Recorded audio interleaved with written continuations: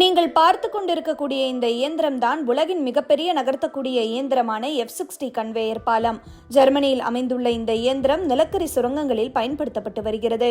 உலக அளவில் இதுபோன்ற 5 இயந்திரங்கள் மட்டுமே இருக்கும் நிலையில் தற்போது இவற்றின் காலம் முடிவுக்கு வரவிருக்கிறது. பென்ஹார்ட் கோச்சல் கடந்த 33 ஆண்டுகளாக திறந்தவெளி சுரங்கங்களில் பொறியாளராக பணியாற்றி வருகிறார். அவரின் சொந்த ஊரான கிழக்கு ஜெர்மனியில் நிலக்கரிதான் முக்கிய ஆற்றல் மூலமாக இருந்து வந்தது. ஆனால் காலம் மாறிவிட்ட சூழலில் இன்று அங்கு எஞ்சி இருப்பது வெறும் 3 திறந்தவெளி சுரங்கங்கள் மட்டுமே. அவையும் விரைவில் மூடப்படவிருக்கின்றன. இங்குள்ள நிலக்கரி படிமங்கள் 90 மீட்டர் ஆழத்தில் இருக்கின்றன.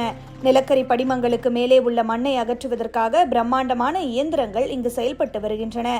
அவற்றில் மிகப்பெரியதுதான் இந்த F60 கன்வேயர் பாலம். இதுவரை உருவாக்கப்பட்ட 5 இயந்திரங்களில் முதலாவதாக உருவாக்கப்பட்ட இது 50 ஆண்டுகளுக்கும் மேலாக தொடர்ந்து இயங்கி வருகிறது. இந்த இயந்திரத்தை இயக்கத் தொடங்குவதற்கு முன்பு தொழில்நுட்ப நிபுணர்கள் அதன் தடங்களில் எண்ணெய் தடவுகின்றனர். 43 அகப்பைகளும் ஒரே நேரத்தில் இயங்கத் தொடங்குகின்றன.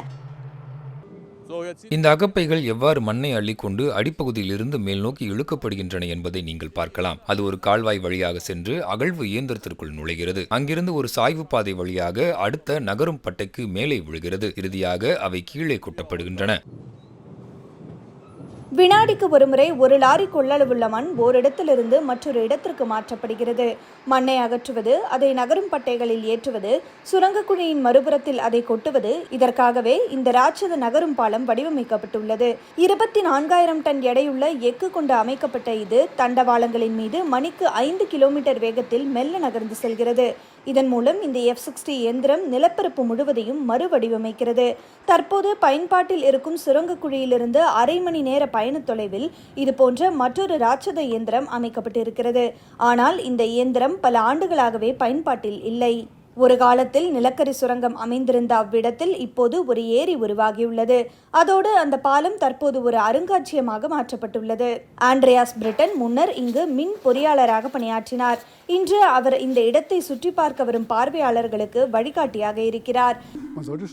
இங்கே மேலே வரும்போது உங்களுக்கு தலை சுற்றல் ஏற்படக்கூடாது. அந்த காலத்தில் நிலைமை எப்படி இருந்தது என்பதை பார்வையாளர்கள் இன்னும் மிக நெருக்கமாக புரிந்து கொள்ளும் வகையில் நாங்கள் அந்த பழைய தொழில்நுட்பத்தை மீண்டும் உயிர்ப்பித்து வருகிறோம். இன்று இது ஒரு அருங்காட்சியகம் போல செயல்பட்டாலும் ஒரு காலத்தில் பெர்லின் சுவர் வீழ்ந்த காலகட்டத்தில் இது ஒரு மிகப்பெரிய தொழில்நுட்ப சாதனமாக திகழ்ந்தது. இதன் பிரம்மாண்ட வடிவமைப்பு இன்றும் பொறியியல் துறையின் ஒரு தலைசிறந்த படைப்பாகவே பார்க்கப்படுகிறது.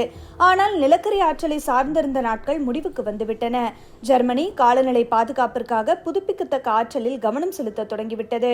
இந்த 5 ராட்சத இயந்திரங்களில் முதலாவது இயந்திரம் சமீபத்தில் இடிக்கப்பட்டது. பென்ஹார்ட் கோச்சல் பணிபுரிந்து வந்த கன்வேயர் பாலமும் இன்னும் சில ஆண்டுகளில் இடிக்கப்படலாம்.